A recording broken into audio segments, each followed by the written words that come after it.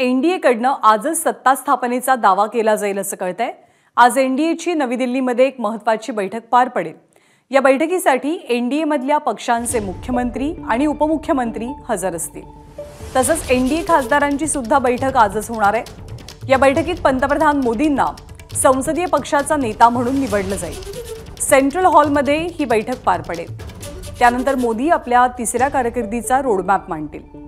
या बैठकीसाठी शिवसेनेचे सर्व खासदार दिल्लीत पोहोचलेले आहेत। एकनाथ शिंदे आणि उपमुख्यमंत्री देवेंद्र फडणवीस या बैठकीला हजर असतील। निलेश बुधावले आपल्याला अधिक माहिती देतात। निलेश, एनडीएची बैठक किती वाजता होणार आहे आणि बैठकीत काय काय होणार आहे?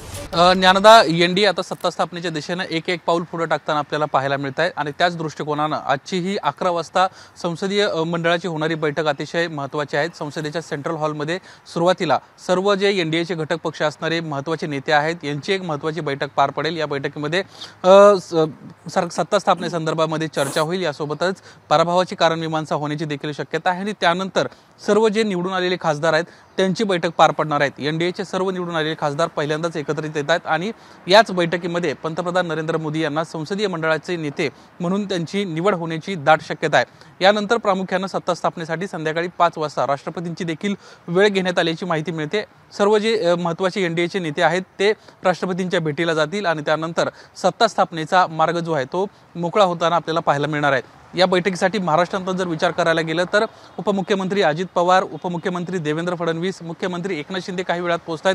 ही सर्व मंडळी आजच्या या बैठकीमध्ये सहभागी होणार आहेत आणि या बैठकीमध्ये सहभागी होत अजित पवारांनी सुरुवातीलाच एकनाथ शिंदे आणि दोघांनाही एनडीएला आपला पाठिंबा घोषित केला होता। पंतप्रधान नरेंद्र मोदींच्या नेतृत्वावर विश्वास ठेवत आम्ही हा पाठिंबा देतोय असं जाहीर केलं होतं। त्यामुळे आता एनडीए सरकार बनवत आहे आणि त्यासाठीचे एक पाऊल सरकार एनडीए पुढे जाताना आपल्याला पाहायला मिळतंय। निलेश, धन्यवाद। ताजी माहिती जाणून घेत राहू। एबीपी माझा, उघडा डोळे बघा नीट।